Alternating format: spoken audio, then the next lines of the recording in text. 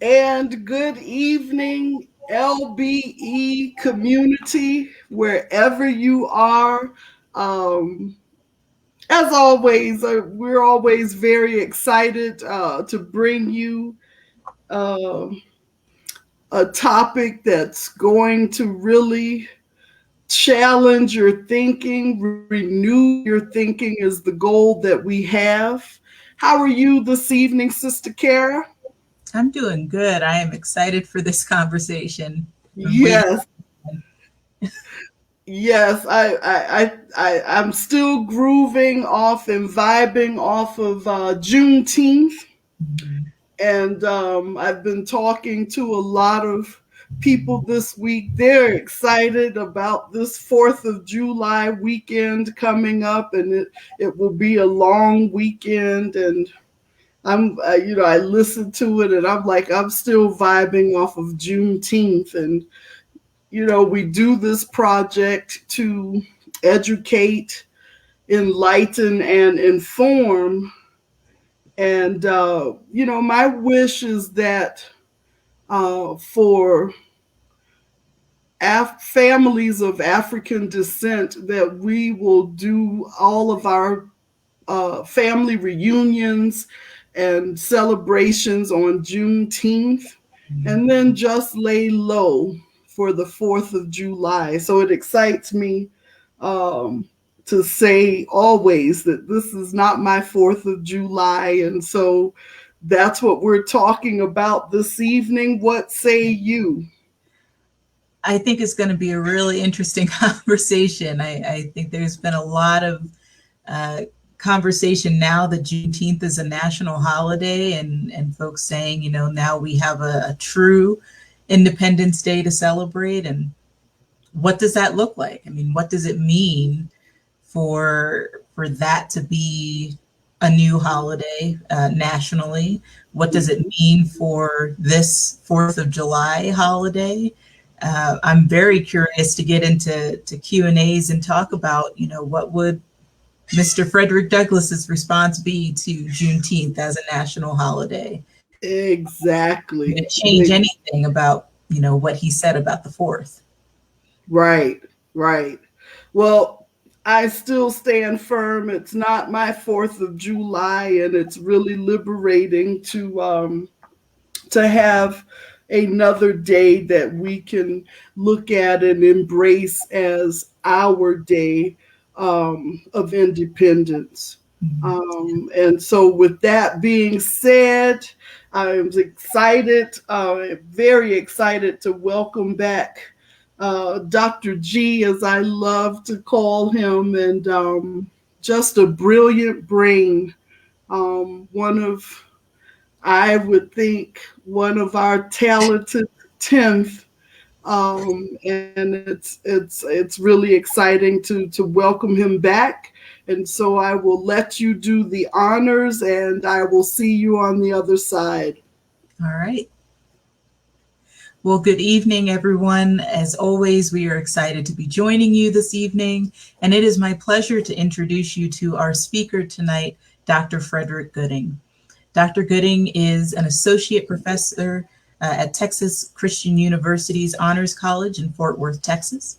He critically analyzes race within contemporary society, and his book, American Dream Deferred: Black Federal Workers in Washington, D.C., 1941 to 1981, carefully details the unknown growth and unheralded struggles of Black federal workers in the post-war era. Good evening, Dr. G. Good evening. Thank you for the introduction, Sister Khara. Thank you, Sister Bernadine. It's always a pleasure to be in your presence. And also, I'd like to give a shout out to Mayor Evans and also Ms. Deb for extending the invitation to be back in this space. It is a unique space, but I would like to recognize the freedom fighters I know still holding it down, particularly Dr. Guthrie, Dr. Beeman, GMAC, and let's not forget Brother Moreno and ethnic studies. And so I think that whether on the mountaintop or down in the valley, we still have some work to do. And so tonight, what we're going to do is we're going to talk about the 4th of July speech. that was given actually on July 5th by Fredrick Douglass back in 1852. And so what we'll do is we'll segment the discussion in 3 parts. I'll give a brief overview, historical context as to what was happening at that time period when he made the speech.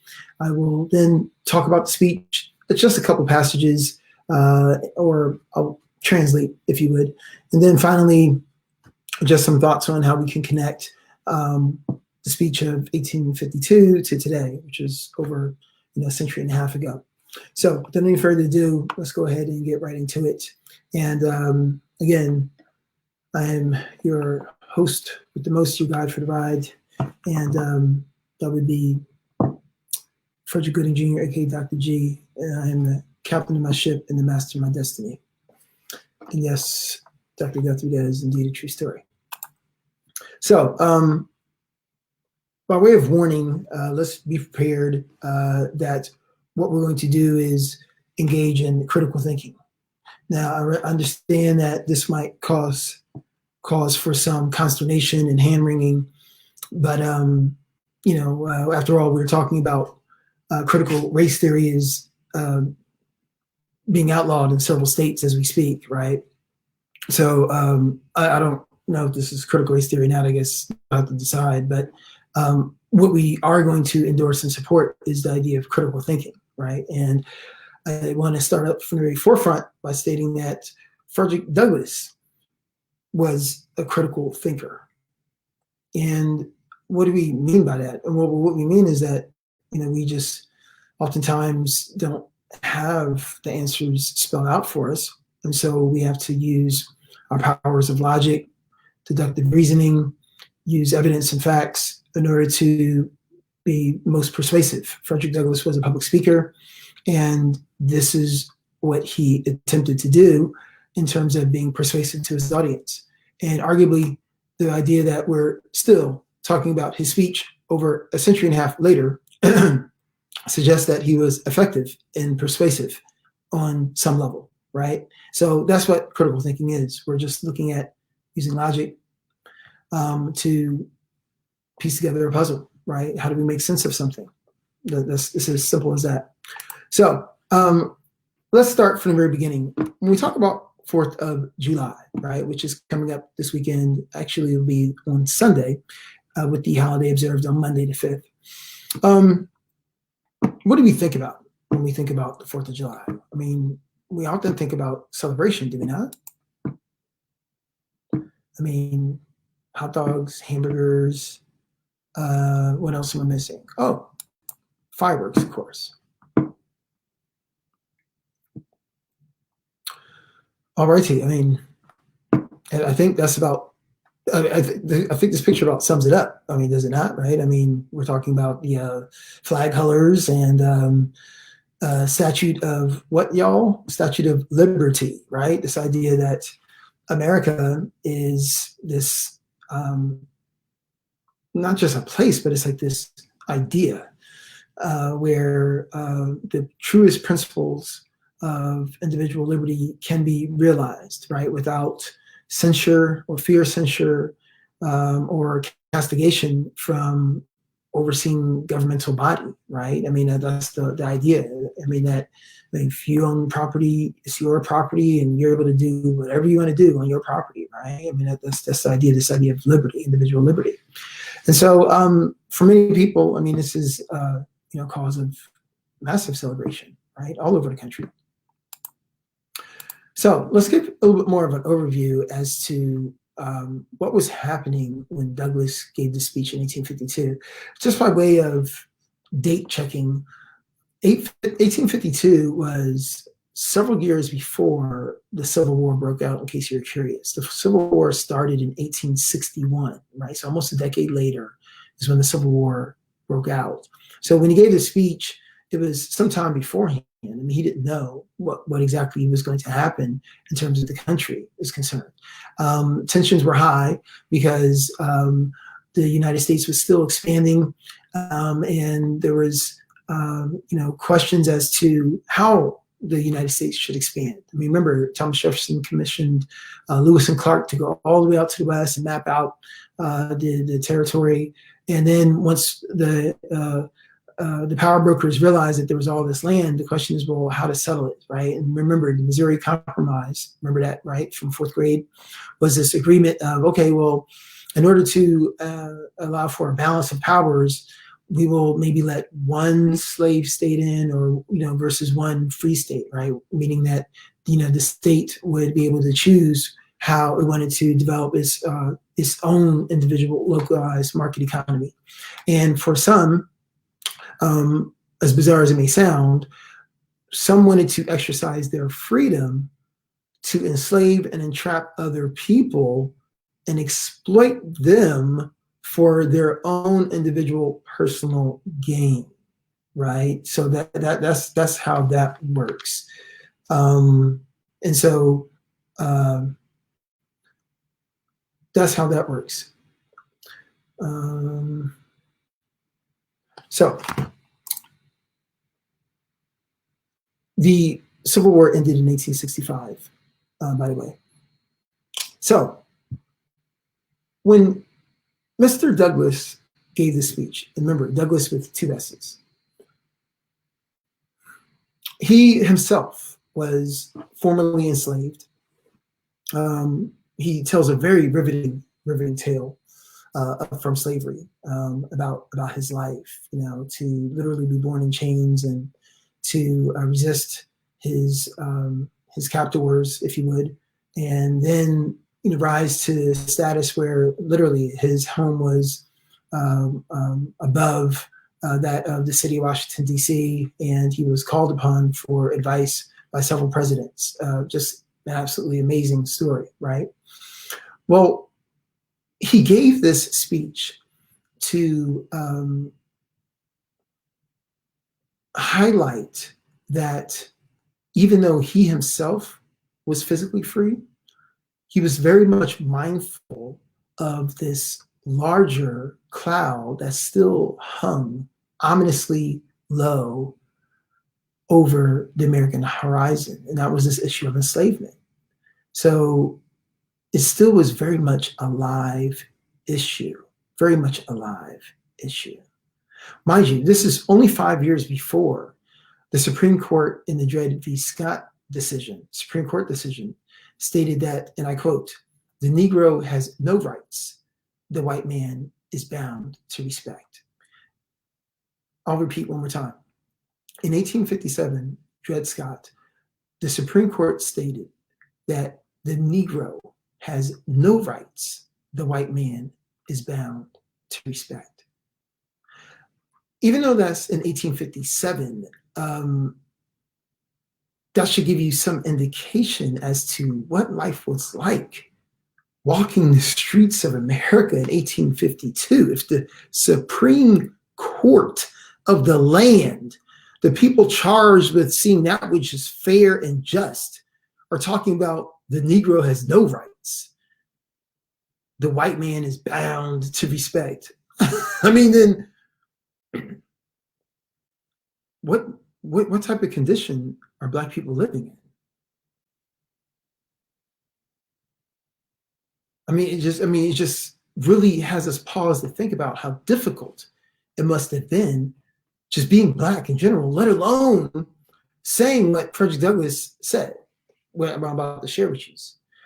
And so when you ask, what to the slave is the 4th of July. In contemporary terms, we try as much as possible to use the word enslaved, right? To remind ourselves that there's action taking place. Like, you know, I didn't just enslave myself, right? But we're going to give honor to the original title of his speech. So this is the original title of his speech. What to the slave is the 4th of July. First, I want to start off with in a direction that I don't think many of you are ready for. And so I'm going to get you ready. I want to actually talk about what white people saw at that point in time as a slave. And believe it or not, because when I say slave, you know, what image comes to mind, right? I mean, you're probably thinking of a Black person in chains, or a Black person stooped over and, tattered clothing, picking cotton. Actually, I want to press pause on that.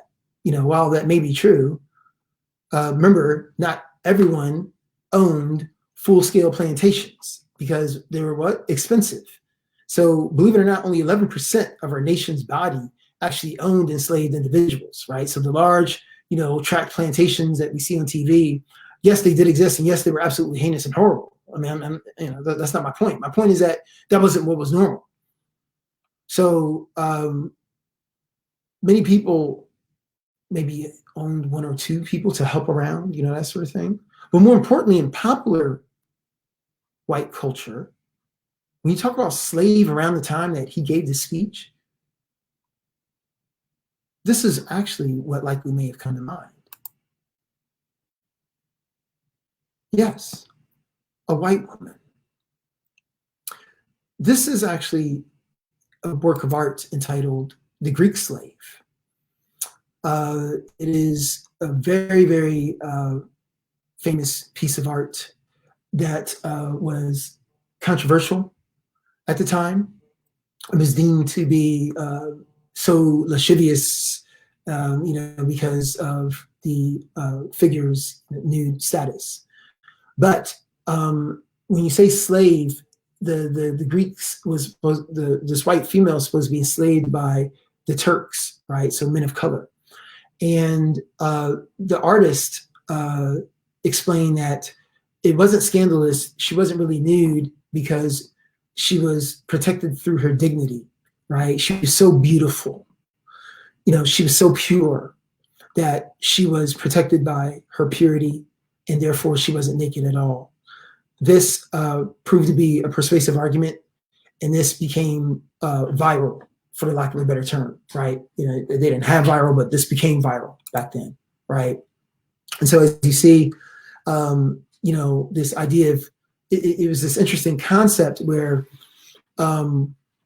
some took it as an allegory to enslavement of what was actually happening, because this came out in the 30s, right? This came out in the 30s, was first revealed, and then they started doing tours like in the 40s, around the country. So 1852, this would have been very much on the minds of many people when you say the word slave, right? And so what's fascinating is how many people could have read this as an allegory to African-American enslavement, but most did not, okay? It was really about this idea of how do we maintain our principles and our ideas in the face of tyranny, right? So from a logical political standpoint is how many people saw this, okay? And so I think what's fascinating is that when Douglass gave the speech, he had to use some strategy. Remember, Harriet Beecher Stowe came out with a book that many of you might not have read, but probably are familiar with. It's entitled Uncle Tom's Cabin.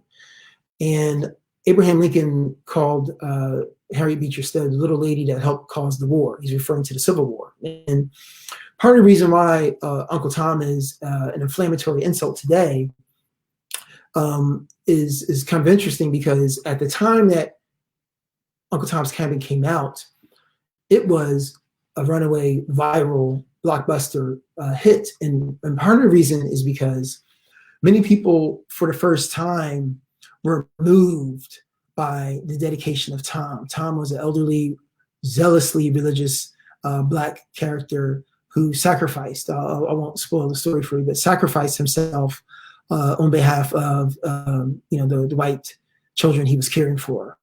And so I think Uncle Tom has evolved to an insult in that, you're so blind to your oppression, you're what we call a victim of Stockholm syndrome, right? It's a psychological dilemma whereby an individual begins to have affectionate feelings for their captor. The captor is holding them against their will. The captor should be someone who should be viewed negatively, but after a while, the person is so detached and disoriented, this captor becomes the only source of human contact, i.e. clothing, protection, and shelter. And so they would grow affections of affinity. And so arguably many African Americans have been in that scenario, right? Being transplanted, I won't bore you with the details, but the point is that when you talk about, this idea of Uncle Tom, maybe that's what the insult is saying in shorthand. You're so blinded by your oppression, how can you possibly kiss the boots that are stepping on your neck, right? But at that time that Uncle Tom's Cabin came out, it was this hit among white audiences. Remember, mostly white individuals were fluent enough to buy books and, kept the literate culture, relatively to themselves. I mean, there's a whole history about how education should become a public good and things of that nature. At that time, that wasn't a common idea. So what's the point? The point is that only was sympathy and empathy cultivated through a docile, overly religious, elderly Black male who is no threat to the power system. That's how individuals were able to see maybe the horrors of enslavement. Likewise, while that still turns a blind eye to many of the other gory details, this Greek slave is another, I think, manifestation of that, where it was very popular in popular culture.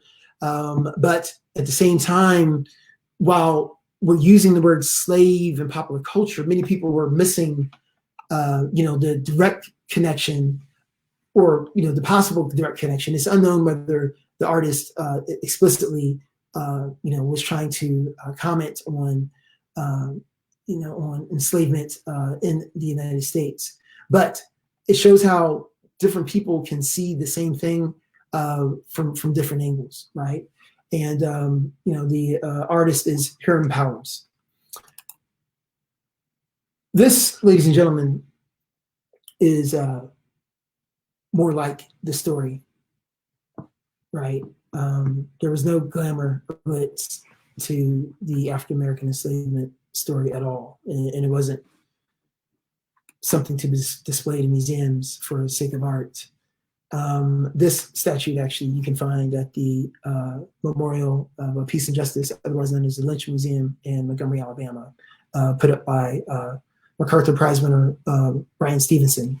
You may have read the book Just Mercy, the movie also starring Michael B. Jordan, but the book is better.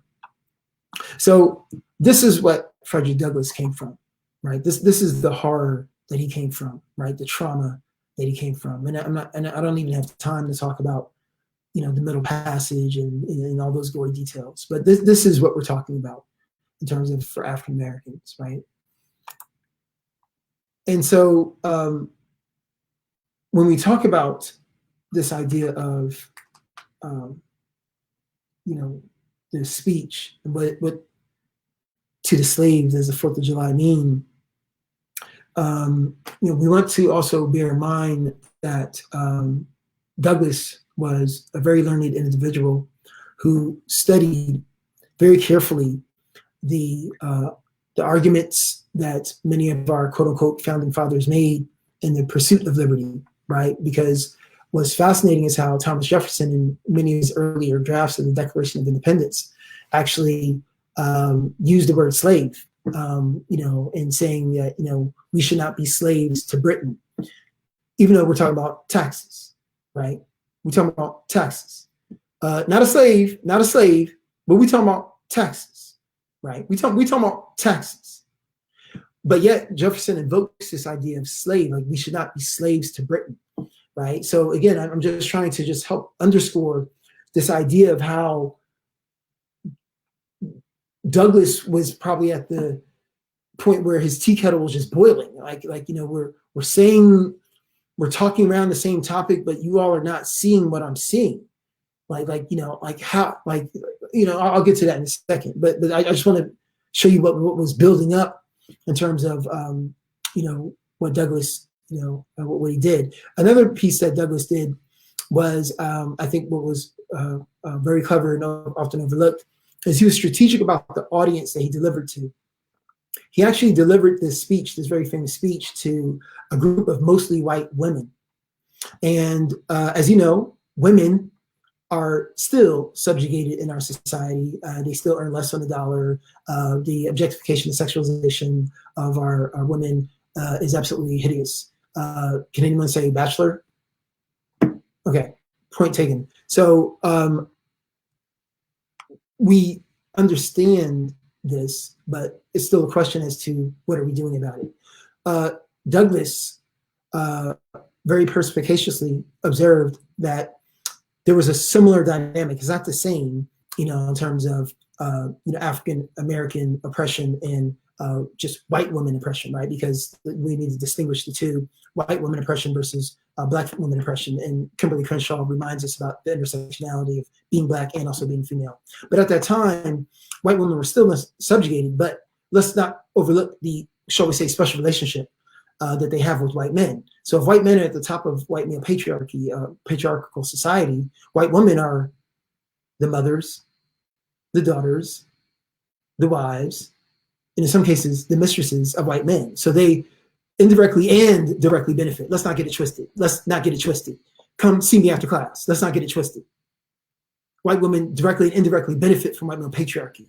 So it's oftentimes a different conversation. Isn't that why Sojourner Truth exposed herself and her back, saying, "Aren't I a woman?" Because white women were talking as if they didn't even see what Sojourner Truth goes through, not just being a woman, but also being African American as well, but being black as well. But that's subject for another time. So what I want to point out for the next part is that Douglas, I think, recognizes the inconsistency between theory and practice and points them out quite succinctly. So I'm going to only show a few passages of his speech, the more famous passages, because his speech is quite long. Back then, no TV. Going to see somebody deliver speech was like something to do. And so speeches were notoriously longer than what they are now. You think a keynote is long for 45 minutes. Well, sometimes people will go on for like 3 hours. In fact, that's what makes the Gettysburg Address so famous. Historical fun fact. The person who went on before Abraham Lincoln spoke for like over 2 hours. And so when Lincoln got up there 70 years ago, he sat down after just a few minutes. It was stunning, in terms of the contrast. That was another factor that helped make that speech famous, because it was considered succinct, in contrast to the other speech. Succinct enough for all of us to memorize in 4th grade. Okay, so what I'm going to do is I'm going to translate a couple of these passages, and then we'll talk about what Douglas said, how it may apply to modern day. So, as you see on the screen, remember, we're at the celebration of 4th of July. And if I didn't make this point clear, I should make this point clear right now. Remember, Douglas was enslaved and escaped, but there still was enslavement in the United States of America. I want to be very, very clear about that. I mean, this is the pre-Civil War. I mean, we're not even fighting about it. No, there it is. It exists. It's legal. It's like, hey, just getting ice cream. I'm going to go down to the market. Right. I just want to be very clear about that. So you're celebrating this thing called freedom, right? Freedom. You're celebrating freedom while people walk the land in chains in the same country legally. Oh, okay, but I'm not going to get stuck on that. I'm going to focus on Douglas. But I just wanted to just point that out. Okay, so now that we have that as background, let's jump into it. So, what have I, or those I represent, right? So, you think hip hop talk about represent. Douglas is representing his people. So even though he's free and out of chains, he is not forgotten, right? How can you forget if you've been touched by that type of experience? So what have I, those I represent, to do with your national independence? Ooh, pause. Notice what he does with simple pronoun, your. He immediately distinguishes himself, right, from this quote unquote party that everybody's having, right? You think your barbecue and hot dogs are happening now. Well, obviously people were celebrating back then as well. And he's like, well, this is your national independence. And he's very clear about that. He didn't say, I'm not an American. He didn't say, I hate all white people. No. He just said, this is your national independence. I think he was very being specific, right? And it's like you want me to Okay. I'm sorry. Let me just let Douglas speak, and then we'll interpret it. Interpretate is a real word, by the way. Are the great principles of political freedom and of natural justice embodied in that Declaration of Independence? Are they extended to us? So he's asking a rhetorical question. So Declaration of Independence is written by our good friend and founding father I just showed you earlier, Thomas Jefferson, right? Okay, very good. And so he's just asking, are the great principles of political freedom and of natural justice, like natural justice, like, you know, I mean, I don't know, y'all. I mean, if we went out to the woods, like if we saw birds or bears like having babies, like would they be born in chains? Like I don't know. Like I'm not a botanist. I'm sorry, is that the wrong term? I'm not a zoologist. Is that the wrong term? I'm a historian. You know, you get my point. I don't know if, like, you know, naturally people are just born into chains, right? So you know, he's just asking this question rhetorically. Are the great principles of political freedom and of natural justice embodied, embodied in that Declaration of Independence? So in other words, he's saying this document that you created, you know, the point was you wanted to create a new country because other countries that were in existence, remember, England had been around, you know, remember the sun never sets in the British Empire. They've been around for a long time. You know, they were considered civilized, at least they called themselves civilized, and everybody else uncivilized. So they're civilized, but there's this idea of, I don't know, they have this, I don't want to say tradition, but they have this political system whereby they recognize a queen, monarchy. You know, you look it up on Wikipedia, it's very complicated. You know, they have a parliamentary monarchy, but they, you know, they still roll out the red carpet. You know, they still recognize her as the head of state. And then they actually have like the people who carry out the actual day to day. But this idea that you're just born into a class where you have money, or you're just born into peasantry, that's it, kind of sucks, right? Well, yeah, I mean, so people wanted to form their own country to get away from that system. And so therefore the Declaration of Independence was part of this great idea, right? Like, okay, well, if we really have the chance to wipe the slate clean and create a society that we really want, well, this is what we should do. I mean, we hold these truths to be self-evident, that all people are created equal. I think they said men, but right, all people are created equal, right? So he's just asking rhetorically, I mean, are they not extended to us, right? You know, okay. You know, and the thing is, you know, it's a rhetorical question because he knows in many ways that the answer is no, right? I mean, after all, we only need to look to the founding document of the country, the Constitution, that is. Declaration of Independence is different from the Constitution, right? The Constitution actually, at least in 3 different instances, actually refers to enslavement, right? The 3/5 clause, as you see at the very top, that meant that brown-skinned people like me were a full person, right? Only 3/5 a person.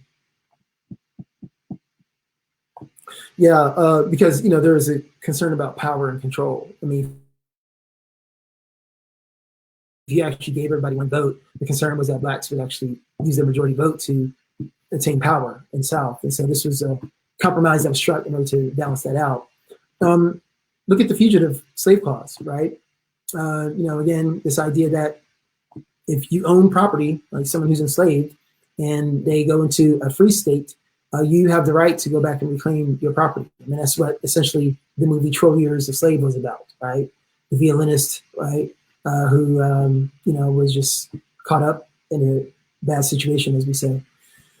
Yeah, so he was asking rhetorically because he knows, as a learned individual, that this is woven into the very fabric, right? Enslavement was woven into the very fabric of the country's founding document.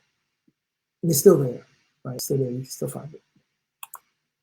So he goes on, what to the American slave? And I think it's very important to distinguish American slave there, because actually, you know, okay, maybe I should read the whole thing first before I editorialize. Okay, let me read it and then I'll editorialize. What to the American slave is your 4th of July? I answer, a day that reveals to him more than all other days in the year the gross injustice and cruelty to which he is the constant victim. I come from the Baptist tradition. You know, the preacher can't even get through the scripture before he goes off. So let me go back to where I was. What to the American slave? Why is that significant? This is very significant because as proof that Douglas is not anti-American, as neither am I, we're not saying that the United States of America invented enslavement. No, that's not the argument. Enslavement, the concept, has been around since, I don't know, time immemorial, right? And, even the great paragons of Western civilization, as we were taught in fourth grade, the Greeks and Romans, they observed slavery, right, as a practice, right? The highest of civilization. But what was different was individuals could eventually become full-fledged citizens. That was the difference. American enslavement took on a different character because it was racialized. America, I think, is definitely one of the forerunners in terms of establishing a racialized caste, C-A-S-T-E. Yes, that's also the name of the same book by Isabel Wilkerson, her follow-up to Warmth of Other Suns, both of which are excellent reads. Pulitzer Prize winner, by the way. So when we talk about American enslavement, it was so deeply rooted and connected to the concept of race that it almost became synonymous with one's appearance, right? So even though you had indentured servants who were white, who came over and agreed to a period of time, say 7 years, to work, and then tasting the fruits of liberty. The idea is that walking the streets, it's hard to tell the indentured servant from, the regular person, not unless you look closely in terms of dress and things of that nature. But just in general, if you see a Black person, that meant a whole, it just meant that there was a whole different set of protocols on how that person was dealt with in society. So American enslavement was very much distinguished for being so very racialized, and still to this day, we see how the mere appearance of race plays a considerable factor in how people are treated. More on that later. So what he's saying is that, hey, wait a minute. Every day of the year, if I'm in chains, it's not a good day. Okay, straight up. A day in chains is not a good day. But if you ask me to pick, not Christmas, not Hanukkah, not Kwanzaa, sorry, wasn't invented yet, peace to Malana Karenga. But if you ask me to pick a day that makes my chains feel all the more cold and cruel, that would be this day, the 4th of July. Like, here I am in chains, and I'm the victim here of the lack of liberty, and you're celebrating this thing called freedom. I mean, let me just think on that. I'm in chains, and you doing somersaults and dancing all around me in a circle, talking about how you free.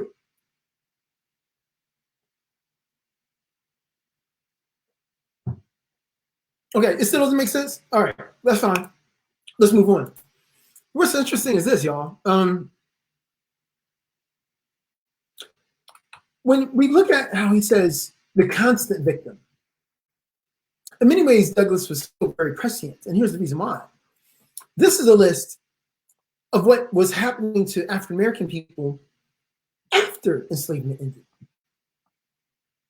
So when we talk about constant victim, yes, I freely admit that all my problems today in 2021 are not the fault of the white man. That would not be fair.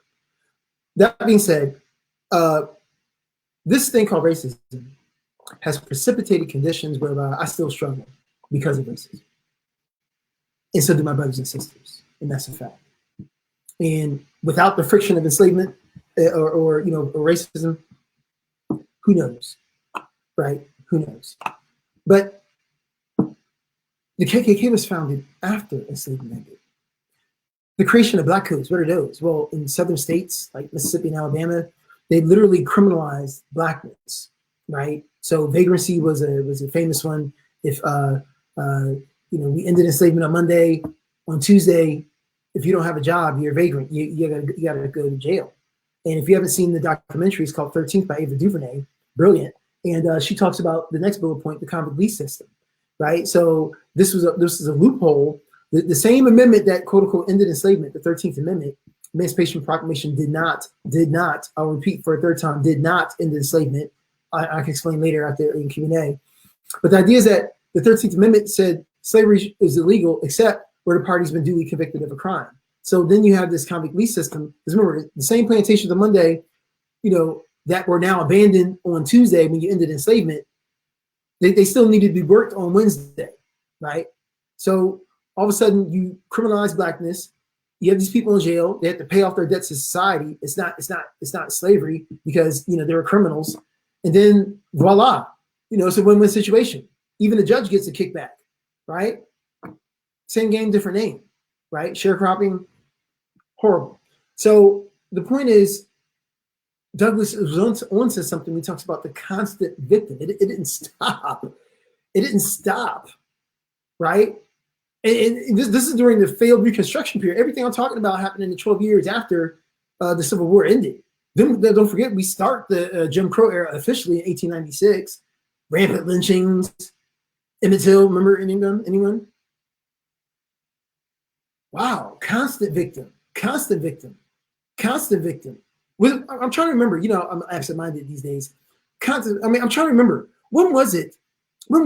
How long ago did it happen when there was like a police officer who he had like a knee on a brother's neck for like 9 minutes? Do y'all remember that?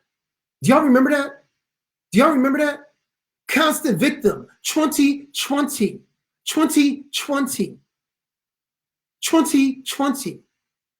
This is what's going on. Knees on neck for 10 minutes, where we have to call the police on the police. Back to Douglas. To him, your celebration is a shame. Your boasted liberty an unholy license. Your national greatness swelling vanity. Your sound of rejoicing are empty and heartless. Your denunciation of tyrants, brass-fronted impudence. Your shout of liberty and equality, hollow mockery. Whoa. Like, who put water in this brother's cereal bowl? But look at his face. I think he means business. And I think what's so very remarkable about this speech is this is the first time that I think a Black intellectual just told the truth.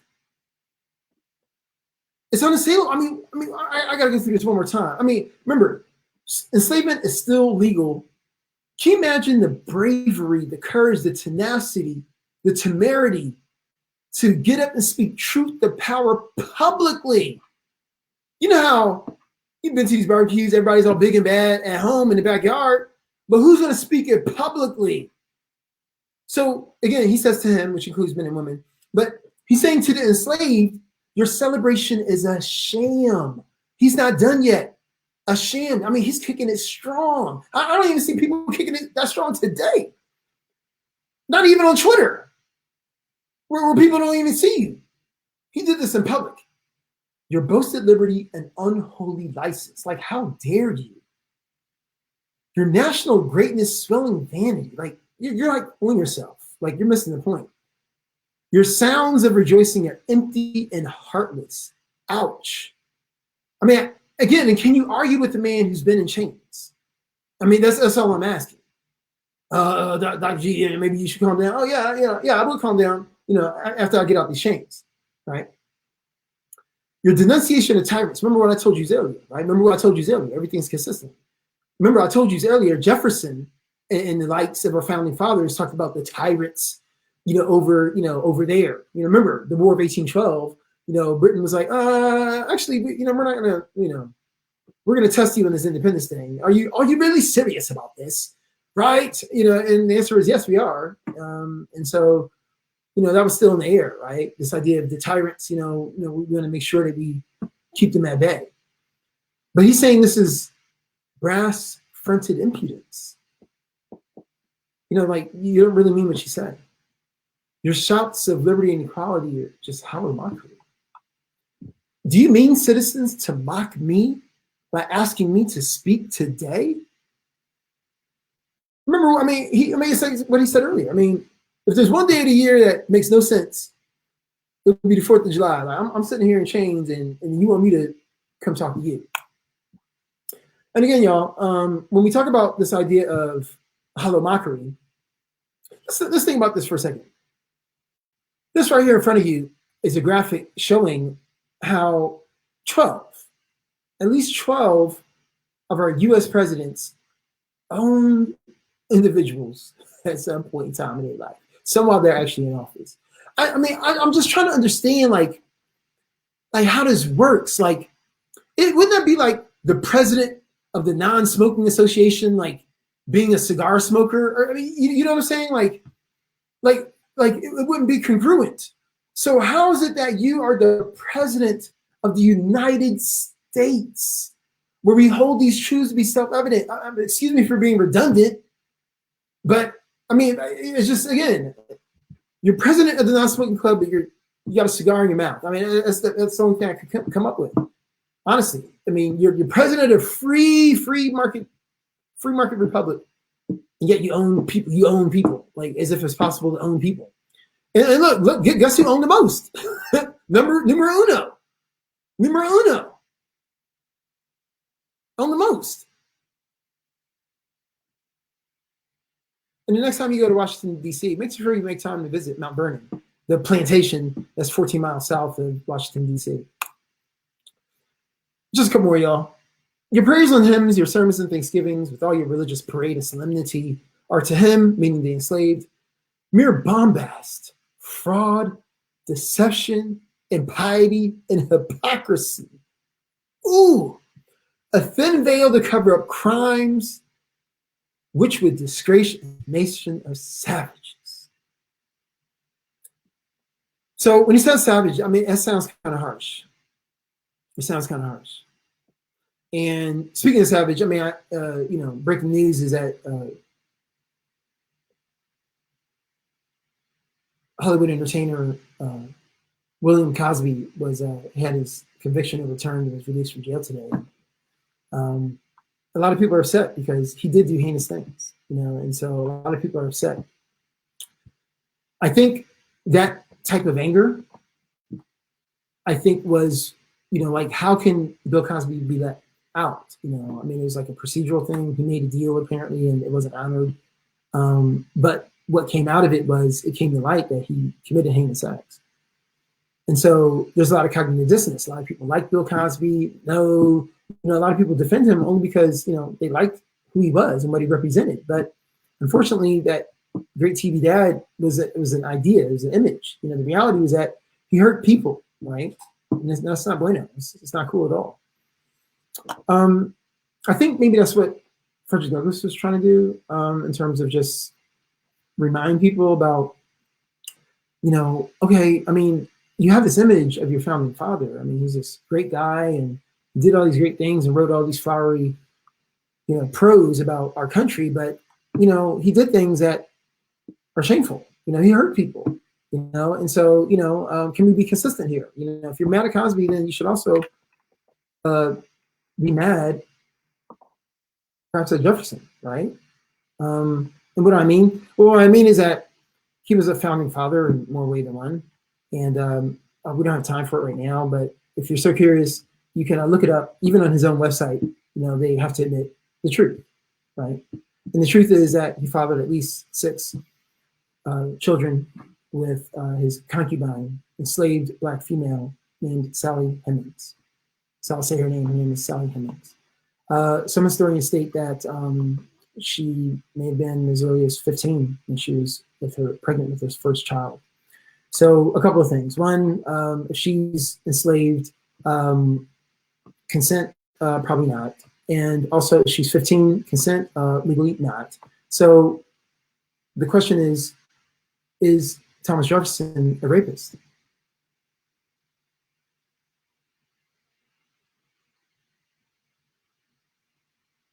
I mean, how savage is that, right? To take a 15-year-old girl to Paris, father several of the children, and never free her. How savage is that? Savage, right? I mean, that's one of the most vile and cruel things you can do to a person on the planet is to rape them and violate them. And that's what he did. We don't refer to him as a rapist. We don't remember him that way. You saw the sign earlier, quiet please. You know, we're taught and told to still have reverence and respect. But I think Douglas was getting us to try to think about, well, you know, even though you had this image and you like that image, what about the truth, right? What about the truth? And the truth is he hurt people. And so, you know, I'm kind of looking at you a little cross-eyed. Like, well, why do you want me to jump up out of my chair and dance a jig to the violin when, you know, his words don't mean as much to me as they might mean to you, right? So there's not a nation on earth guilty of practices more shocking and bloody than are the people of the United States at this very hour. You know, let's not forget that at this time period, enslavement had been in existence for over 2 centuries, 1619. And if you don't think that the war or the battle is still ongoing, the progenitor of that 1619 project was actually denied tenure from the University of North Carolina. So you work for New York Times, do a brilliant project, and you still get denied tenure. I don't know how that works. And so essentially, Douglas, powerfully invoking the use of pronouns once again, says the 4th of July is yours, not mine. You may rejoice, but I must mourn. And if it sounds like a downer, it's because it is. I mean, who wants to be enslaved? That's the whole point. That's the whole point. Like, what are we talking about? You know, so you're fighting for your freedom to enslave me? Like, that's bizarre. It doesn't make any sense. You're fighting for the freedom to enslave other people. You're fighting for the freedom to take away other people's freedom. It doesn't make any sense. And not to mention that this is all based upon these false presumptions about intellect, worth, value, romantic racialism. I mean, just this idea that, you know, whites were the master race, and Sister Bernadine, you know, she could tell you when you look at the Agassiz and, you know, his eugenics and studies about how blacks were just naturally docile and fit for serving and, you know, being enslaved because, you know, they had smaller brains and blah, blah, blah. I mean, no, I mean, Douglas is saying, no, I like the idea, but in practice, sorry, you can rejoice, I can't. Sorry, I'm hamstrung right now. I'm hamstrung. Sorry. Okay, so when we land the plane here, I just have a couple of concluding thoughts, and then we can take a little Q&A for a little bit before we all make our way throughout the night. So based upon these very incisive comments by Douglas, again, I mean, while he was strategic in talking to a group of white women, this idea that they know what oppression is like on some abstract level. They don't know what I'm going through, of course. They don't know what black women are going through, of course.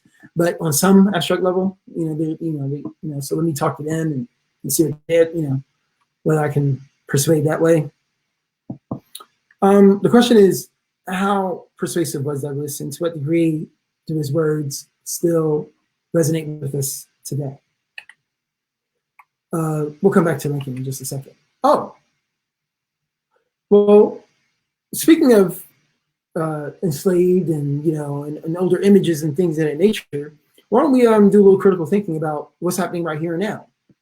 So before you fled to Sister Khara in the chat room, Dr. G, he might be off on this one. Actually, they changed the name.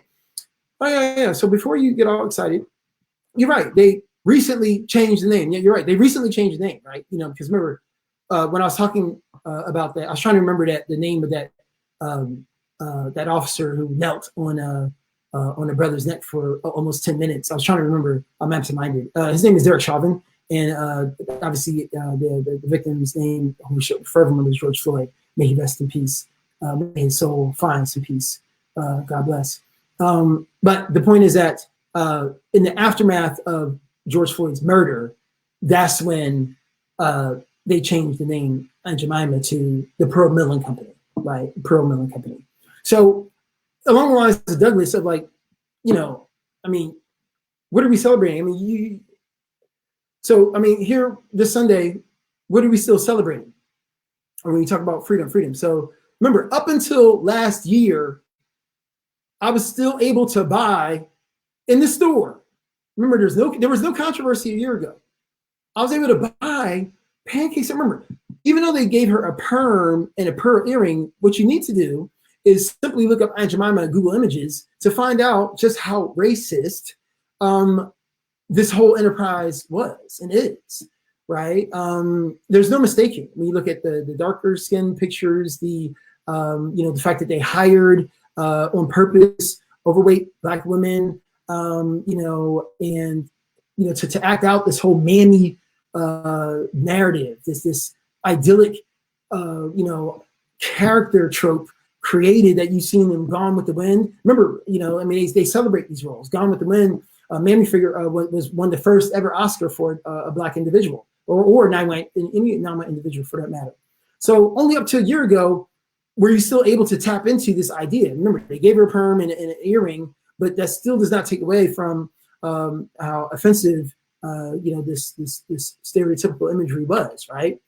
But here's the deal. I mean, if you don't believe me when I say stereotypical, I just want to show you a brief clip as to what the mammy figure really looked like in our society.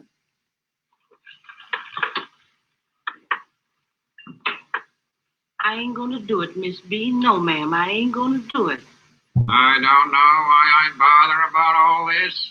I've gone without my dinner. I barnstormed over here in the snow to tell her she's on Easy Street. And I get just as far as a stranded dogfish on the Barnegat Shoals. Now, you tell her. Now, look, Delilah, we've made $15,000 in the last 6 months. We'll double that by July and make 100,000 next year. So now we want to incorporate. Yes. You see, that's the best way to run a business. Yes. Now, here are the papers for you to sign. But if I sign them, then what? Then you'll have a 20% interest in the Aunt Delilah Corporation. You'll be rich. You'll have your own car, your own house. My own house? You gonna send me away, Miss B? I can't live with you? Oh, honey child, please don't send me away. Don't do that to me. Don't you want your own house? No. How am I gonna take care of you and Miss Jessie if I ain't here? Oh, Delilah. Delilah, you'll have me in tears in a minute. Let me and Fiona stay same as we've been doing. I's your cook, and I want to stay your cook. Well, of course you can stay, Delilah. I only thought now that the money's coming in, and after all, it's all from your pancake flour. I gives it to you, honey. I makes you a present of it. You's welcome. Oh, Delilah, you're hopeless. I could have told you that. Okay. This is what is still in circulation. That was the mammy figure you saw in movie form. You saw the pancake flour idea obviously being exploited and appropriated. And you see with your own eyes the origins of Aunt Jemima, right? Tickle your appetite. Okay, that's nice. Buckwheats, get it? Mm-hmm. Here's the actresses I was referring to earlier, right? In contrast, this obviously to the quote unquote beautiful, white female image that, we are constantly conditioned, with and see in our media and images. And yes, Aunt Jemima even made it to Disneyland, in case you didn't know. Disneyland was not immune up until the 70s. You would have Black women, serving you coffee and pouring syrup over those nice buckwheat pancakes, right? Two different Black women, by the way. So here's the point. The point is, just because you changed the name, what have you changed? What are we celebrating? So on Sunday, I'm supposed to run around the street, firecrackers. What am I celebrating? This is still sold in the stores. It tells you right there in the box since 1889. What was happening in 1889? What was happening in 1889 where you were still making billions exploiting my image and my likeness? Do you know how many countless families have been fed over the years since 1889 off this product that has exploited my sisters, my mothers, my grandmothers? And just because we changed the name, you buy it and put it in your box and we're still celebrating? I think Douglas is asking us, what are we talking about? I mean, honestly, oh, but Dr. G, this is black and white. This was back in the past. Oh, okay. This doesn't look familiar? You was kind, you was smart, you is important. You was smart, you was kind, you is important.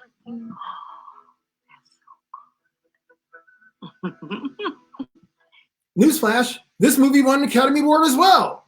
Don't we love these movies where these black women are just so kind and dutiful and caring? Don't we love these movies? What are we talking about? What are we celebrating? We're celebrating black female subjugation, the first Oscar in 1939, and then 70 years apart, we're still giving black women Academy Awards for being subjugated black maids on screen, an image that was fabricated from Catherine Stockett, a white woman who actually observed help that her brother owned. This is what we're celebrating? Well, at least in the movie from 1934, Delilah got 20%.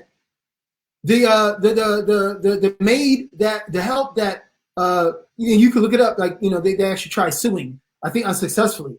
But the Catherine Stockett, she used her brother's help as the model. She went by the house and kept observing. Woman didn't get a dime. Woman didn't get a dime. Even Viola Davis herself regrets her role in the help. Remember, that's back in 2018 before everyone got woke last summer. So all I'm asking is, we need to maybe ask ourselves what Douglas was saying and how applicable is what Douglas was saying to today. I think that's the question, right? How applicable is what Douglas is saying to today? Because when I was talking about Lincoln earlier about Great Emancipator, honestly, I think this is what says it all for me.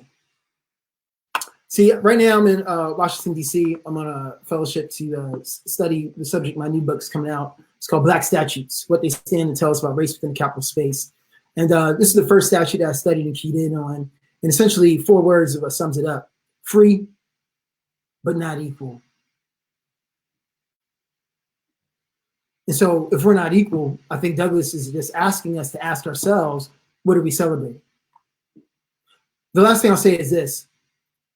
What's fascinating is this is actually a statute of Joe Paterno, or was a statute of Joe Paterno. The date you see up there on your screen is the date that they took down the statute, which was less than 30 days after one of his assistant coaches, Jerry Sandusky, was convicted of child molestation. What's the point? The point is that if you follow college football, Joe Paterno has the record with an asterisk for the most amount of wins all time, 704. He has brought largely, probably hundreds of millions, if not billions of dollars into Penn State University through television contracts, through concessions, sales, jerseys, you name it, tuition dollars, because the free advertising whenever they play in the Big Ten tournaments, whatever. So Penn State is on the map because of this man. And as indebted they were, obviously they were indebted to him to where they built a statute in his honor. But less than 30 days after one of his assistant coaches was convicted of child molestation, they said, you know what? He's affiliated with something that does not represent us. Right? Let's think critically here. Does this continue to reflect our values? Do we want new visitors coming on campus and thinking that we somehow sanction this? We have to do something. They took his statute down within 30 days. So my question to you in closing is, when we think critically about Fredrick Douglass's critical comments, to what degree are his comments still applicable?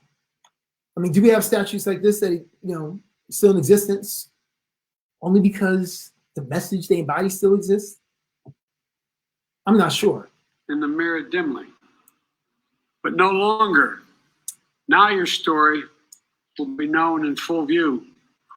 The events we speak of today took place 100 years ago, and yet I'm the first president in 100 years ever to come to Tulsa. And I say that not as a compliment about me, but to think about it. 100 years and the first president to be here during that entire time.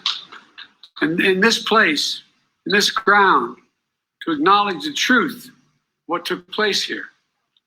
For much too long, the history of what took place here was told in silence, cloaked in darkness. But just because history is silent, it doesn't mean that it did not take place. And while darkness can hide much, it erases nothing. It erases nothing. Some injustices are so heinous, so horrific, so grievous, they can't be buried, no matter how hard people try. And so it is here. Only with truth can come healing and justice and repair. Only with truth. I think I agree with that. And so let us encourage ourselves to keep asking the critical questions to tell the truth. Because the truth of the matter is that racism is still very much costing us, okay? You all tell me. Black homeowner has 2 appraisals, it's under market, she has a white friend stand in, and then the price doubles. What's going on here, right? So we didn't change the paint in the house, we didn't change the location of the windows, all we changed was the race of the individual who opened up the door, and it's costing people cash money. That's the difference between someone being able to pay tuition at NAU or whatever the case may be. Costing us, right? I mean, again, let's think critically. Like, what are we celebrating? No, I mean, seriously, I mean, I know he got arrested and Derek Chauvin's in jail, but what about this, though? Like, the Los Angeles Times actually printed he killed himself. Like, I can't even like begin to describe like how ridiculously insensitive this strikes me. Like, how can you even put this in print? He killed himself. I mean, the fact that you'd even say something like that. He did not kill himself. He put his knee in his own neck. He did not kill himself. Right? It's just utterly ridiculous, right? You know what we're still going through. And remember, this was all going downhill when you start the transaction knocking on the car door with the gun. You go look at the videotape, right? You know, I saw it during the trial replay. If it starts with tapping the window with the gun, I mean, where is this going, right? This is where it's going. They're demonstrating. Yeah, a Spanish word. They're demonstrating. Yeah, I had enough of that. So, in other words, come this Sunday, I think it's a fair question. What are we celebrating? I got kids in our classrooms, and that was in Arizona, by the way.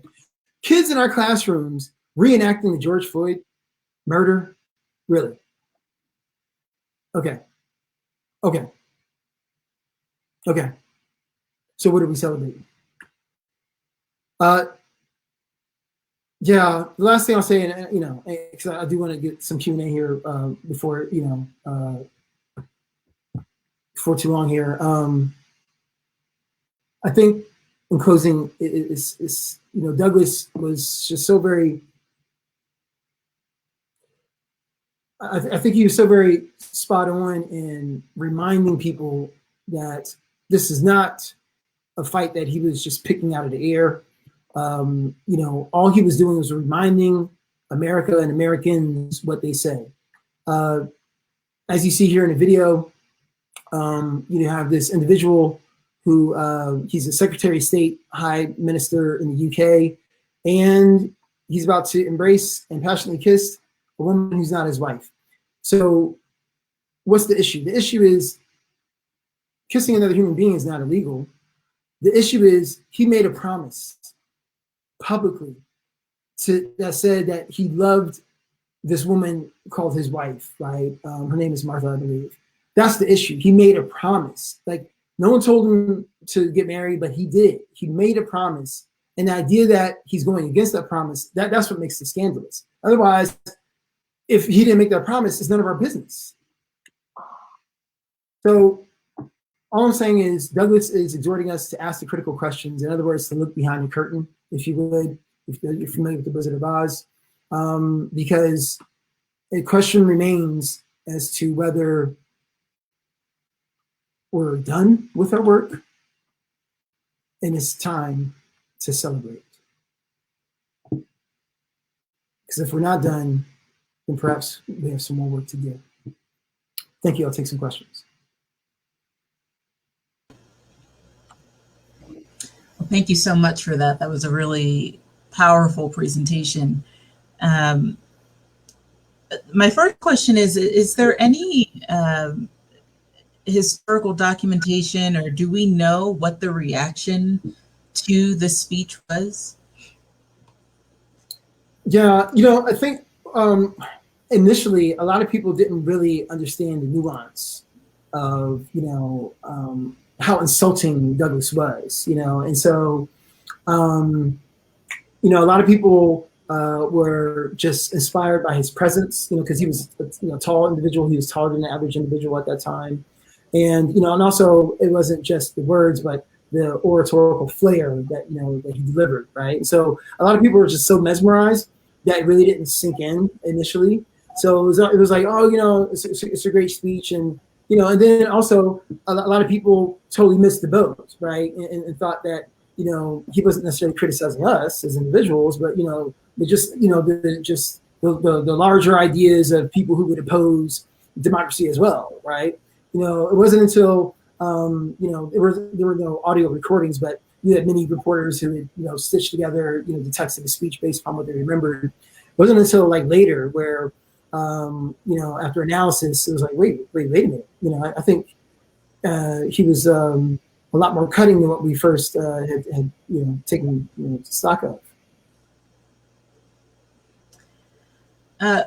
We obviously just celebrated Juneteenth, and we're talking about, in many conversations leading up to Juneteenth this year, the adoption of Juneteenth as a national holiday. There was a June 16th CNN editorial by Peniel Joseph, I believe was his name, and he wrote that to him, Juneteenth is the answer to Frederick Douglass's towering 1852 address. I'm curious what you think Frederick Douglass's response would be to adopting Juneteenth as a second National Independence Day. I'll go on further. I'll tell you what Fredrick Gooding says, right? Because, it's hard for me to speak for Mr. Douglas, but as a critical thinker, I'm not sure what he would think. And I think the brother's name is Peniel Joseph. But I can tell you, I totally disagree with Peniel Joseph, and I'll tell you what I think. I like the idea of Juneteenth. So before y'all send me hate mail or whatever like that, be very clear. I like the idea of Juneteenth. But let me just be honest and tell you what bothers me about Juneteenth. It's not like a slam dunk for me. It's not, and I'll tell you why. With Juneteenth, we're kind of here. Okay, here's what Juneteenth is. Because see, with Juneteenth, I know we're celebrating the idea of blacks being free, but Juneteenth technically, we weren't free. I mean, so we actually missed the memo. So let me explain. As I was mentioning earlier, enslavement actually ended with the passage of the 13th Amendment in December of 1865. The Emancipation Proclamation did not free a single hot dang soul. Although many people keep saying that Lincoln freed everybody. You saw the statue right there. Like Lincoln freed everybody, with the Emancipation Proclamation. But the Emancipation Proclamation didn't free anybody for two reasons. One is that it's like the equivalent of Vietnam writing a law saying, every black person with glasses gets a Tesla tomorrow. So Sister Khara means you get a Tesla tomorrow, right? Wrong, because even though that sounds cool, Vietnam has no jurisdiction over what we're doing. What do I mean? What's my point? My point is that the South has seceded from the Union. They had their own currency, they had their own presidency, they had their own capital. So it was symbolic, but it had no legal bearing. That's number one. Number two, you still had enslavement, which was legal in northern states such as Maryland and Delaware. So with that component, the Emancipation Proclamation itself did not free anybody, and then it took up to 2 years for the word to get out about the Emancipation Proclamation, right? And so different states celebrate that time at different time periods. For example, in Florida, it's the 20th of May, right? Where a general read the Emancipation Proclamation, like in front of the courthouse steps on May 20th. I think it was McCobb. And he read the Emancipation Proclamation, but it was like in April of 1865, right when the war was over. So a lot of people kind of conflated the two. Like it was like kind of like a jubilant, the war is over, we're kind of out of the woods. But remember, at that time, enslavement was still legal. It wasn't outlawed until December of that year. And also, the Emancipation Proclamation itself didn't really do anything. So that's A. And then Juneteenth became popularized because that was Texas. Like it wasn't until the 19th of June in Texas, went also in April, where it was read out loud publicly. And so Texas being big and prominent, had maybe a larger effect. And so that's why people in Maryland will say the word Juneteenth, and Arizona will say Juneteenth, even though it's like really a Texas state specific piece. So I know it sounds like I'm being technical, and some people are like, oh, what's wrong with that Negro? Like, how come he's not down with the cause? Well, listen, I told you, I spend my life writing about my people. So, check the script, okay, if you don't believe me. But the point is that, we're free to disagree, and that's where I disagree with Peniel Joseph. I know a lot of people might think I'm throwing salt in the game. Well, Dr. G, don't be happy on anything, but here's the thing, man. All I want is just, I don't want you to urinate on me and tell me it's raining. That's all I'm saying. And so, in a way, this isn't like a full-fledged slam dunk for me in terms of, this really acknowledging the true and correct dates, because I guess I'm a little frustrated by Juneteenth almost like celebrating like this lack of communication. That's kind of foul. Like, it came out in 63 and then 65 and we're happy about that. Like, no, I'm a little frustrated that with the African-American experience is not getting like first-class treatment. So is it a better alternative? I don't know. I'm not sure. The thing is kind of like with the whole Booker T versus WB. Why am I always being forced to choose? How come I can't be like my white colleagues and be complex and just make us some new alternative or something of that nature? So I only have Juneteenth or I only have 4th of July. That's it. I'm not sure about that. So those are my historical reasons. So again, I agree with the idea. I like the idea of us celebrating, but still, when I talk about how from a commercial standpoint, from your local grocery store to what I'm seeing on the news, I'm not quite so sure I'm feeling that freedom thing so strong. Let's go back to the upcoming July 4th holiday. We had a comment earlier in your presentation that noted the connection of July 4th to the Treaty of Hidalgo in 1848, which forced Mexico to give up land to the United States, including Texas, New Mexico, Arizona, California, and so forth. We have folks across the nation who have already responded to the Juneteenth Independence Day national holiday with protests of there's only one Independence Day. If we look to our neighbors in the north in Canada, we hear the calls for the cancellation of Canada Day as a celebration of Canadian independence and freedom at the cost of Indigenous lives, and have parallels when we look at our own Independence Day and national holiday. So is July 4th really a day that we can celebrate now, or is it just another rebranding of the box? And if so, what should we do? So listen, if the concept is freedom for either Juneteenth or the 4th of July, then the answer is no. Again, this is just, this is just me. You don't have to agree. Obviously, I don't have to agree with everybody else as well. But for me, it's just hard for me to get the fireworks on either Juneteenth or on the 4th of July. Like, I don't understand. Like, I still got brothers getting shot in their own apartments, eating their own ice cream. I still got sisters getting shot playing video games with their nephews at night in their own crib. Like, where's the freedom coming from? Because see, when the United States celebrated freedom, like, no, they really were free. Like, as in they started their own country and their own currency, and they're the top of the world right now. Like, like literally, like like they really did. So like, I know we're saying independent, freedom, but I don't know. It's more of like it's an abstract concept for me. I don't understand the freedom we're celebrating. So in that respect, what I do with my family is on a daily basis, I celebrate the blessings of life and the idea that we have breath in our air to still fight the good fight. I mean, that's what I celebrate.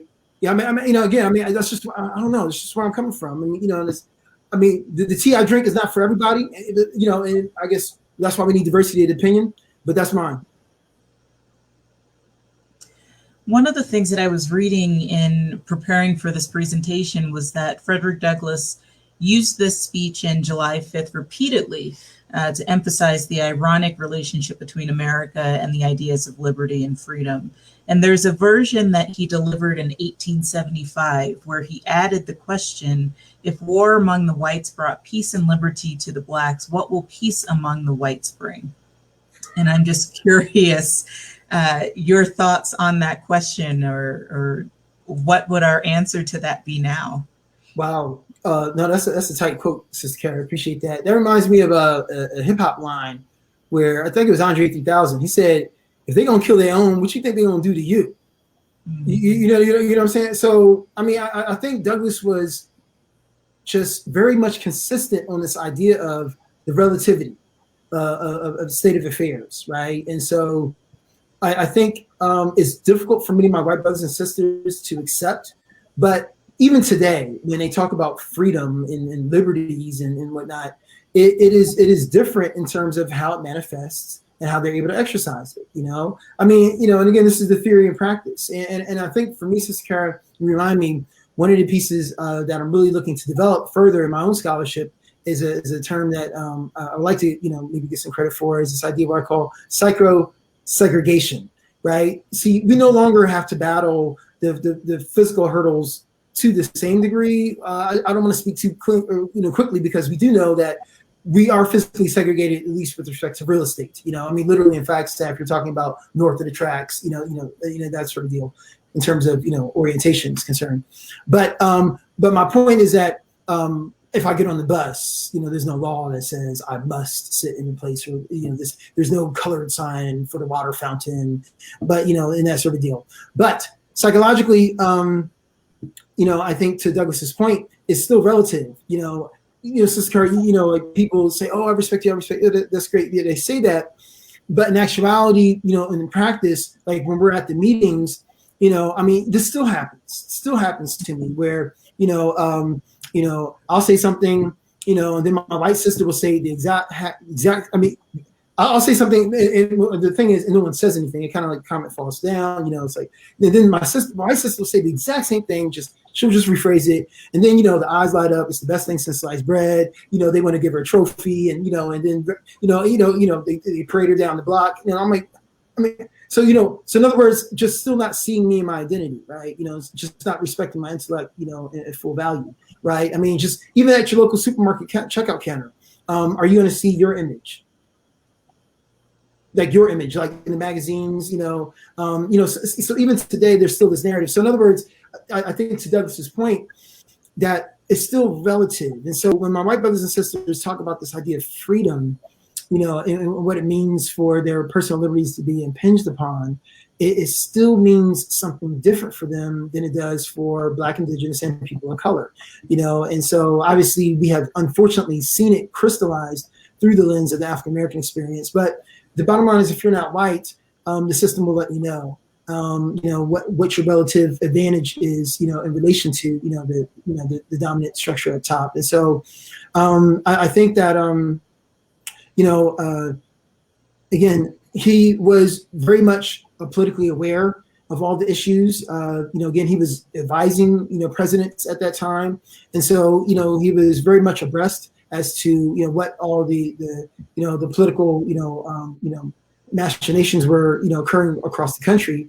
And I think what's so very profound is that despite knowing the risks, the attendant risks, he still forged ahead and said what he had to say. And I think for anyone who's listening and decided to even hang with us to this point, perhaps this is the most powerful lesson of this all.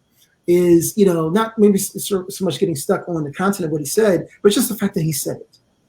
right? And we're still talking about that he said it, because I mean, hardly anybody else has said anything close since, right? Even today, I just said that earlier, right? Again, I went on record saying I disagree with Joseph, and I don't know what the hubbub is about Juneteenth. I went on the record to say that, but what I'm saying is that maybe we need more who feel empowered to say and speak their truth, right? Like Douglas did. I mean, I think this was so very powerful, and he was so very blunt and incisive that's why I think it still cuts so hard today in terms of him being very clear and understanding, what the relative value of freedom was.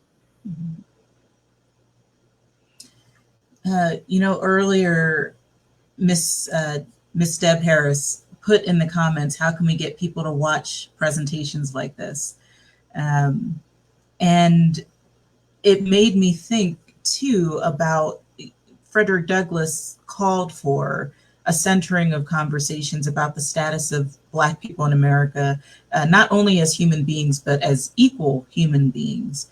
And it just makes me wonder why that has been and why it is still such a hard conversation for America to have. Remember what we were saying earlier about, again, we see it with Cosby, right? But it's like a little harder for us to see with Jefferson. I mean, when you have an idea or an image that's been in existence for so long, it's hard to let that go. It's hard to change and deal with it. But, I disagree with those who are saying that critical race theory is trying to tear down America. I disagree with that. If anything, what I think people are trying to do is tell more of the American story. I mean, if anything, you're actually including more information that you share. Because the thing is, Sister Khara, what do we have to be afraid of if it's true? Right? What do we have to be concerned about if it's true? So if it's true, all we're doing is just providing more historical context. And I think what your comments are leading me towards in terms of, I think about Douglas and centering African Americans, is that our story is not one of all doom and gloom. Yes, there are some dark chapters, trials and tribulation, but if anything, our story is one of triumph and veneration. We are the quintessential Americans, despite the fact that promises were made and broken, unadhered, ignored. Despite that, we still did what? Adhered to the democratic process. I mean, think about how there's a 30-foot statue of this brother called Dr. Martin Luther King. Remember, he's the only brother on there who's not a president. Right, around the Tidal Basin, you got the FDR Memorial, you got the Jefferson Memorial, and you got him. He's not even a president. He's just a Black man from Georgia and went to Morehouse. Detail. But my point is, he just gave a speech. Is my point. No, not he just gave a speech. My point is that the brother was simply speaking truth to power. Is my point.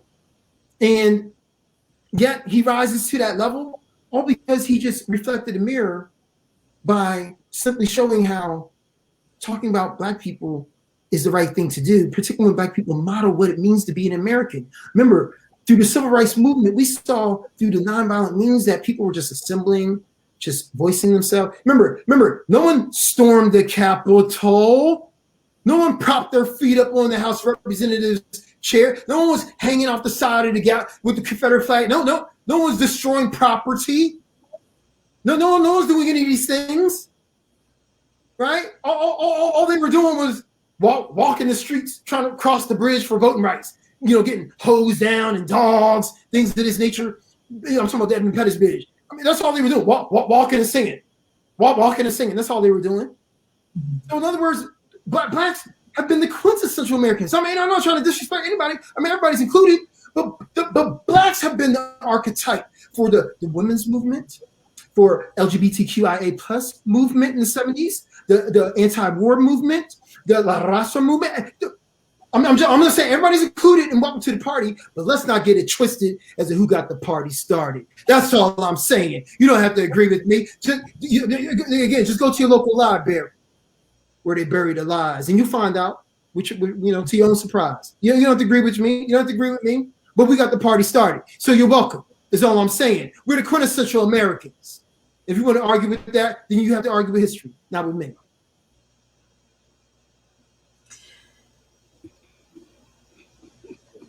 Miss Bernadine? I had to come in. Y'all get me warmed up over here. I'm trying to be cool. Miss Deb says something becoming when I sweat. I'm not trying to do that, Miss Deb. I'm trying to keep it cool. Y'all get me warmed up. Y'all get me warm. I'm trying to be cool. No, and that's that was the point that I wanted you to get to, because here, this is why we're here doing this, and I we talked about this before we went live. We know who we are. We know who we have been, what we have been robbed of becoming. And, I'm really, I'm looking at the viewership this evening and for a while now, and I'm going to free my soul because you paved a way for me to do so, brother, and for that I thank you. While COVID was going on, the viewership was high because we were in quarantine and everybody wanted to be concerned about Black Lives Matter and to show where they were on the topic. Now we're out and about. We've been vaccinated and we're feeling froggy now, and we're out and about. And now I'm wondering, as I listened to you this evening, and I knew how you were going to bring it, and Miss Deb's comment about, how do we get people to watch presentations like this? See, now COVID, we're not watching, we're not paying attention anymore. And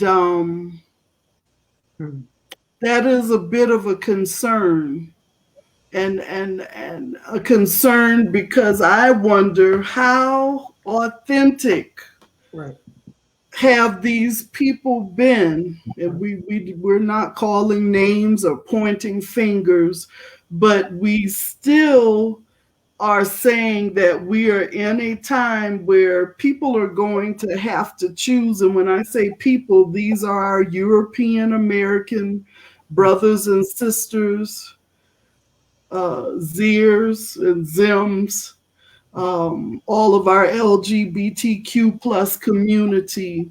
We cannot step back.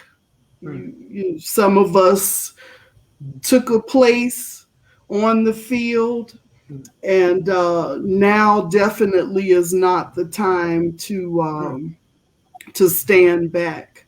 But we do have a stolen legacy that makes European Americans, some of them, if not most of them, look suspect, because they must know who we really are. And we are standing at that time where we will be placed in our rightful places on this planet and in this time. And that is all that I will say to that. But I have to say thank you, bless you, Dr. G. It's always a blessing to have you in this space, because we are looking for, I always like to say that we're looking for accomplices. We don't need allies.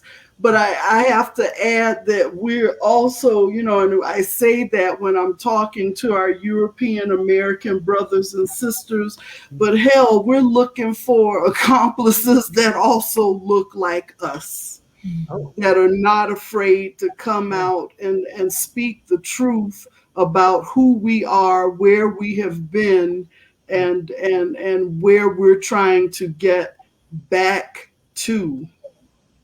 So for that, brother, I bless you. And it's an honor to have you in this because it's still a struggle. It's still a fight. And so, my sister, if I can also just reflect back, just how much of an honor it is for me to, be able to reconnect with you and Sister Khara, because y'all are still here. That's my point, right? Y'all are still being consistent. And what you alluded to is the fact that when it was hot, when it was I hate to say it, but the trendy thing to do. Last summer, no one wanted to be caught not doing the right thing. So of course I'm going to sign up and show them what books do I need to read, and I'm in on the chat. You see me, but then all of a sudden, I mean, it's kind of like I feel like we as a people are like the dentist who didn't get the insurance information before we extracted the abscess tooth, and so it's like, tooth is better, I'm out. And it's like, oh, well, I didn't get paid yet. Oh, no, I'll get you next Tuesday. I'll get you next. So it's like, whoa. We should have got that insurance money beforehand, because the fact of the matter is that, we here every day. My sister, you there every day. Look, see, and the thing is, like you said, and that's what's the beauty about it. I don't care if it's 303 people or 3 people, we still gonna get here and we're gonna still gather together, because when 2 or more gathered in my name, Absolutely.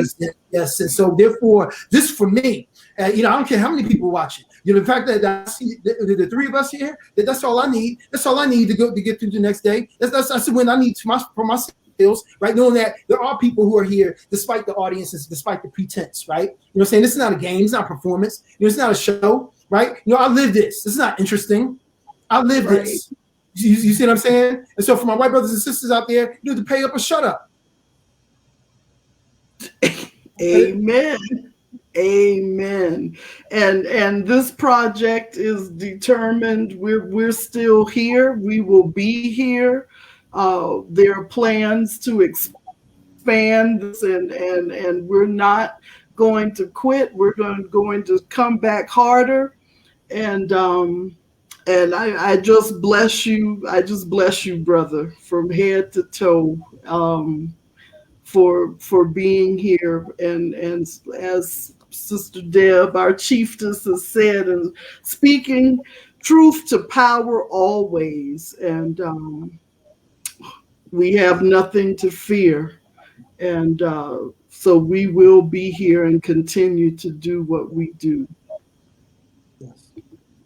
Wow. Absolutely. We've come too far to stop here, right? Exactly. So, here, my brothers and sisters, all I'm saying is that, kind of like what we were saying about your boy Jefferson, just do what you said you was going to do. I didn't make the promise, you did. Remember, I said I was going to be here. I'm here. You said, remember, I'm just going by what you said. So if you're down for the cause, then you're down for the cause and show up like you said you would. Otherwise, yes. What else we talked about? What did we celebrate? Absolutely. Absolutely. Sister Khara, any closing words? I don't think I could possibly add anything better than what you both have said, outside of just saying thank you, Dr. G, and thank you, Miss Bernadine, as well, for your closing remarks. It's just very powerful stuff and very meaningful to the conversations that we're trying to have. So thank you both. I want to thank those who joined us this evening and who participated in questions and comments, and who are keeping this conversation going. We want to invite you to come back for our next session on Wednesday, July 7th, where we will look at what happened to Gary, Indiana.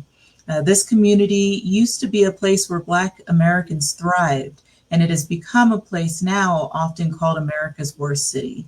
We'll be looking at at the practices and policies that destroyed this particular Black Wall Street, and that presentation will be given by Dr. Ricardo Guthrie and Mr. Edward Lumpkin. As always, we share this information about the survey that we offer to let you give us feedback that will help us to continue providing the community with relevant and timely programs. We invite you to take time to complete this survey and provide us your feedback and your questions and considerations for future offerings that we may bring our community. And finally, as always, we remind you that if you enjoy the programming that's brought to you by the Murdoch Community Center, you can consider helping us to continue this work with a monetary donation. We want to thank you in advance for any of your generous donations and invite you to follow that's provided on the screen or the QR code.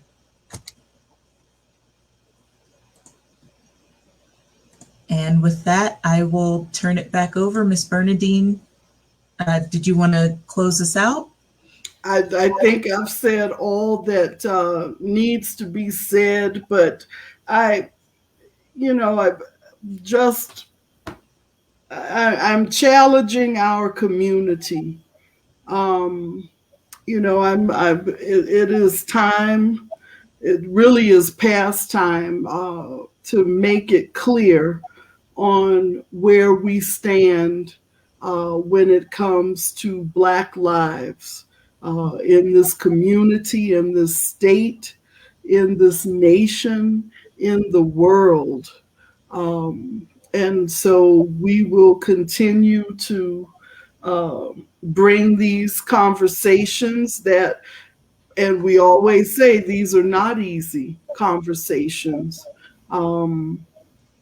But people are going to have to toughen their skins. God knows that we have had to do that. We do it daily, almost constantly. And so if we, for over 400 years, have carried this discomfort, this fear, this not always being willing to easily trust. This is how we live. It's time for those who do not walk or live in the skin that we're in to do the same. And so those are my closing words to choose this day. Which side do you stand on? And I'm all for standing on the side of right. And this is why we do the Lived Black Experience Project.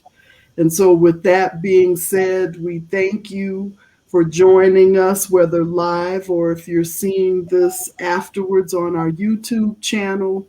Thank you. Thank you for your willingness to listen, to learn, and to be renewed in your thinking. We will see you on July 7th with another great topic and discussion. And until then, go in grace.